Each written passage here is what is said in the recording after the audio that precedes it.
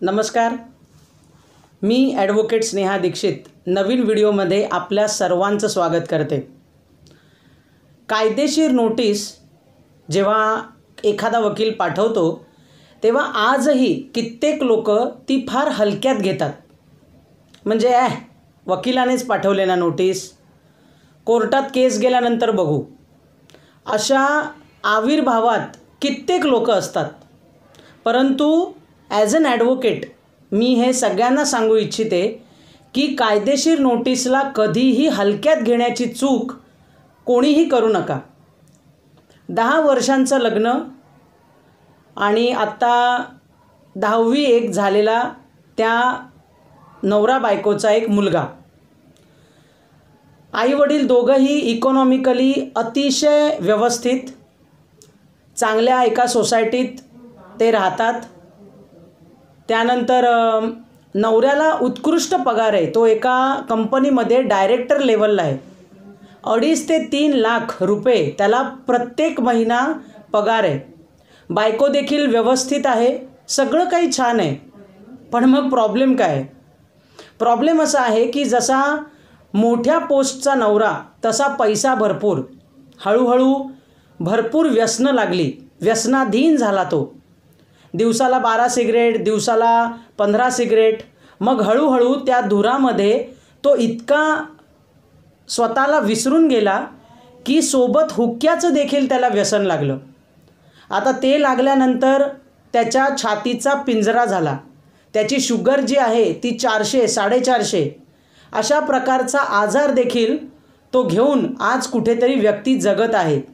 त्याला असं वाटतं की अरे माझ्याकडे भरपूर पैसा आहे, माझी बायको, माझा मुलगा या सगळ्यांना मी सांभाळतो आहे।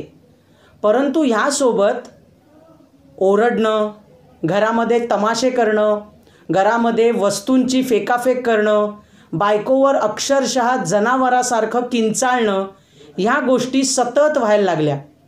बायकोला डिप्रेशन आलं, तिला एन्झायटी आली। नाही म्हटलं तरी स्त्रियांचे जे आपले प्रॉब्लेम्स असतात, म्हणजे पिरियड येणं किंवा आपल्याला शारीरिक त्रास होणं, BP, शुगर, अशा सगळ्या गोष्टींनी ते पूर्ण घर कुठेतरी ग्रासून गेलं। आज तिला असं कळत नाही आहे की करावं तर काय, कारण ह्याला आहे हा असा आजार।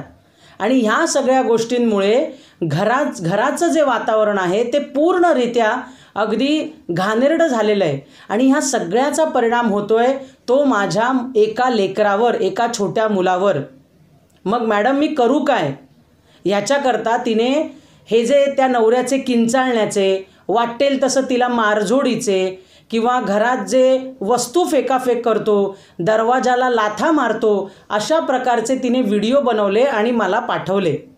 ती म्हणाली मॅडम मला पोलिसांकडे जायचं नाही आहे, मला हा तमाशा किंवा माझ्या घराची अब्रू जी आहे ती मला कुठेही बाहेर जावी किंवा त्याचे धिंदवडे निघावेत अशी माझी इच्छा नाही आहे, पण मी करू तरी काय असा माझा प्रश्न आहे।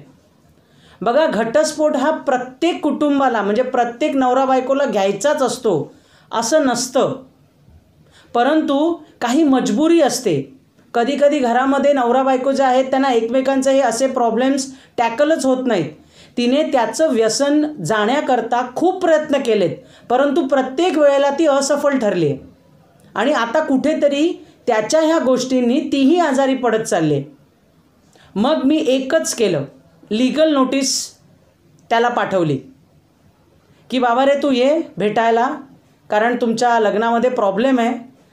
जर 15 दिवसांमध्ये तू या लीगल नोटीसचं उत्तर नाही दिलंस तर तुझी बायको घटस्फोटाची केस कौटुंबिक न्यायालयात दाखल करेल। आणि त्याला 15 दिवसांचा अवधी मी दिला।